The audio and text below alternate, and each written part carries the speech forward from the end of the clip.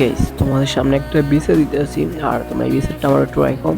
এটা হলো আমি রাতে একটা ম্যাচ খেলছিলাম বিয়ার র্যাঙ্ক ডুয়োতে, মানে র্যান্ডমলি খেলার পর সকালে আমি গেমে ঢোকার পর আমার এই ওয়ার্নিংটা দিয়ে দিচ্ছে কেন তোমরা একটু বলো।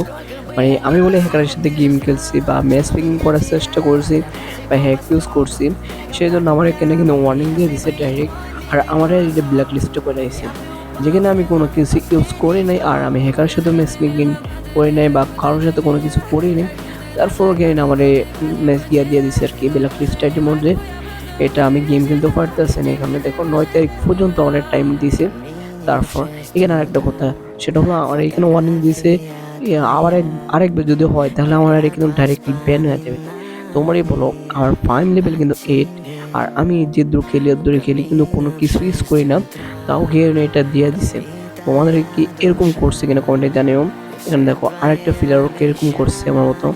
মানে আমরা এগুলো কোনোটা ইউজ করি না, এত কষ্ট করি এত বড় আইডি করছে, এগুলো ইউজ করবো কোনো মানে আছে? বা এখানে দেখো এই আরেকটা আইডি, যেটা হলো আমাদের বাড়ির পাশে একজনে, ওই কিন্তু কম গেম খেলে 26 লেভেল মাত্র, তার আইডি কিন্তু এখানে ব্ল্যাক লিস্টে ফেলাইছে। তোমরা একটু কমেন্টে জানাও গে না এটা করছে কেন, আর এটার সমাধান কি।